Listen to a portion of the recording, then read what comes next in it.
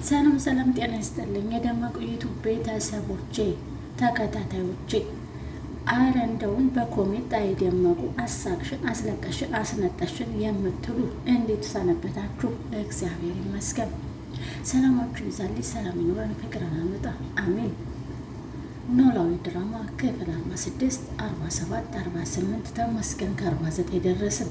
ተመስገን ሰዎቹ ግን ወደ 58 ሄደዋል። ይሄዱ አይቀድሙንም። እንደምን ሰነበታችሁ? እንዴት ናችሁ? እግዚአብሔር ይመስገን። እንግዲህ እንደተለመደው ኖላዊ ድራማ ክፍል 46ን ጀምሬ ፍትፈታ ላይ ነኝ። እስከ ክፍል 49 ደርሻለሁ። ተመስገን። እናንተ አትበልጡንም እናቴ። ለማንኛውም ልብ አንጠልጥል፣ ልብ ስረቅ፣ ልብ ጎንትል የምትሉት አንጠለጥልም። ማንኛውም አንጠለጥለው። እንደምን ሰነበታችሁ? ክፍል 49 ዘጉ ብለናል። ተመስገን። እስኪ ወደ ቪዲዮ እንሂድ፣ አብረንም ፈትፍት ምትወለው የትም እንዳትሄዱ።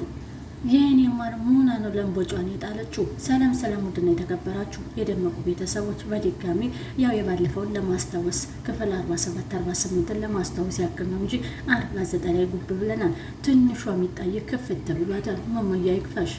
እናም ጋሸ በጠና ታማዋል። አይ ጋሸ እግዚአብሔር ይማሮት። ሆነ ነገር ሆና ነው እንጂ አንገቷ ላይ ገመድ ቢገባ ትተኛ አትሄድም። ፋዘር ግን መጨነቅ ሲወዱ ወድጄ ነው ልጄ።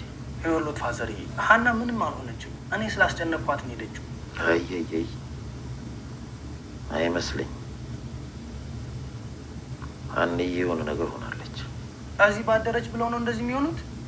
እንደሱ ማለት አይደለም።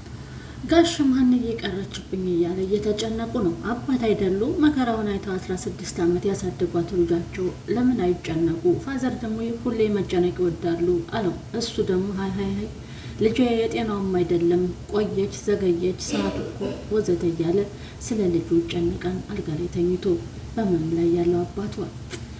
ለማንኛውም እንግዲህ ወደ ድራማው ልውሰዳችሁ። የኔ ፍትፈታ እዚህ ላይ ያቁም። ከሰማችሁ ሰማችሁ ባይ። እኔ ባልቀሰቀሰ ሱሪ ላይ ልትለቀው ኖሯል። ብዙ ነገር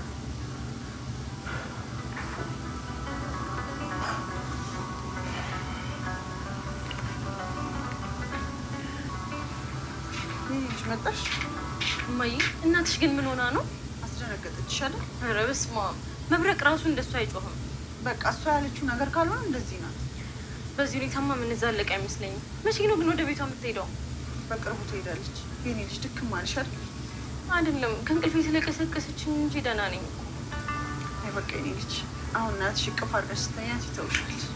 እሺ እማዬ።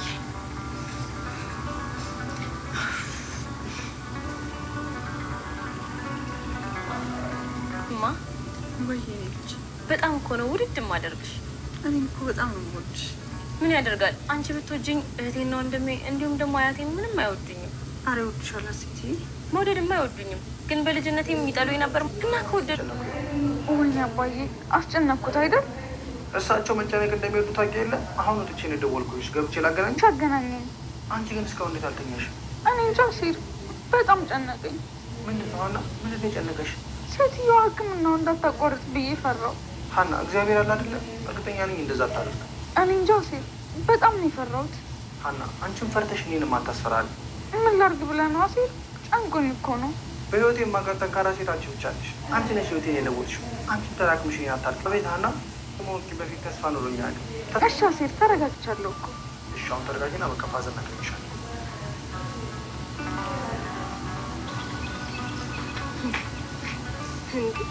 አያቴ አያቴ እራሷ ግንድ ሆና ነው እንዴ እኔን ግንድ እያለች የምትሳደበው? አያቴ ያማሽ መሆኑ ነው አንቺ ነፈስ እንዴ? አያቴ አልተኛሽም እንዴ? እንቅልፍ ቢወስደኝም እኔ ሰው ሲያማኝ በጣም ነው የማውቀው።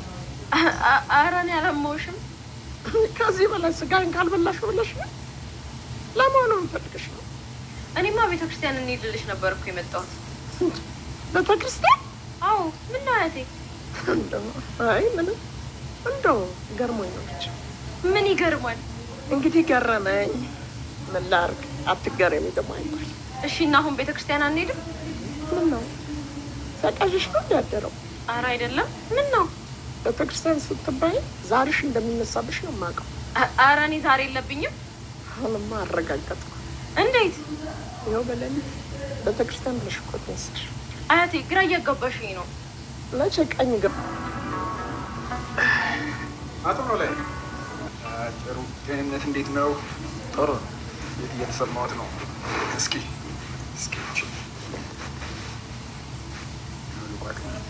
ላውልቀው? አይ በቃ ባለበት እስኪ መተንፈስ እስኪ። መልካም እንዴት ነው ጤንነት? አይ ጥሩ ላይ ቦታለን ነበረ። ታዲያ ወዴት እንደው ያው ጤንነቱን ሲሰማኝ እንደው ጮሯን ማየት አማረኝ። ሀናም የለችም መሰለኝ ፈልጊያት ነበረ ወይ ምናልባት ማያስፈልገኝ። አይ ትንሽ መንቀሳቀሱማ ጥሩ ነው። መንቀሳቀሱ በጣም ጥሩ እኮ ነው። እሺ ደህና ምንድን ነው አስከፋውሽ እንዴ? ኧረ ምን አድርገሽ? ትናንትና ማታ ያልሆነ ነገር ተናግሬሽ ነበር። ምን ተናግረሽ ነበር? የእኔ ልጅ ተይ እንጂ አያቴ፣ እኔ ራሱ ጥፋቴን እኮ አውቀዋለሁ። ለመሆኑ አዳርሽን ማን ነው ሲያጠምቅሽ ያደረው? ምን ማለት ነው ደግሞ እሱ? እኔ እስከማውቀው ድረስ እስከ ትናንትና ማታ ድረስ አያቴ ብለሽኝ አታውቂም ነበር። እና አሁን አንቺ ልጅ ምን እያልሽ ነው ግን? እኔ የመጣሁት ቤተሰቦቼን ፈልጌ ነው።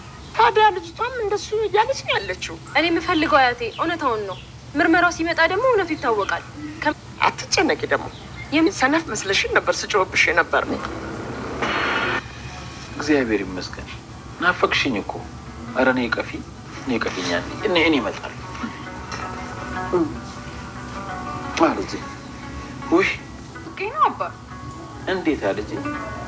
ሌሊት ያስደወልኩልሽ ናፍቀሽኝም አይደል? እስካሁን የቆየሁት እኮ እንቅልፍ ጥሎኝ ነው። እየተጨነቅሽ አድረሽ ነው አይደለም? ውይ አባዬ፣ ደግሞ ምን ሆኜ ነው የምጨነቀው? እኔ ምን አውቄ ልጄ።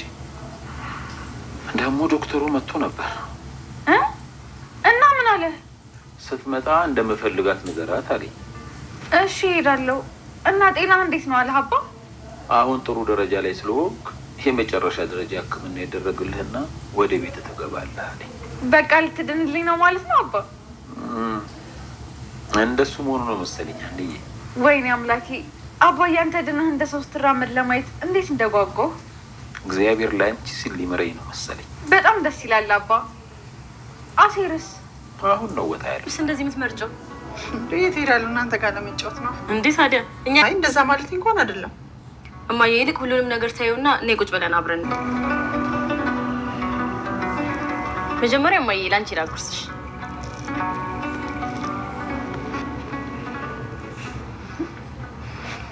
ሀና እስካሁን አልመጣችም? አይ እንደሱ ለማለት ፈልጌ ሳይሆን በጣም ነው የሚጣፍጠው።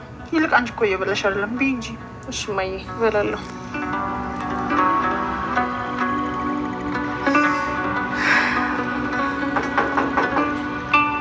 በጣም ጠፍተሻል። ሰላም ነው? ነይ እስኪ ቁጭ በይ እዚህ ጋር። እንዴት ነሽ? እንዴት ነሽ ማማ? ደህና ነሽ? ኧረ በጣም ደህና ነኝ። እንዴ አንቺ እንዴት ነሽ? ቆይ መቼ ነው የመጣሽው? 1-2 ቀን ሆነኝ። እንዴት ነሽ ግን አንቺ? ጠፋሽ፣ በጣም ጠፋሽ እኮ። ይመስገነው። ሜሉ ግን እያራቀችኝ ነው። ምን አደረገች? መስፍኔ ሲመጣ አልነገረችኝም። ይኸው ያንቺንም መምጣት አልሰማሁም። ተይ እንጂ እንደዚህ ማታደርግ ሙች ስልሽ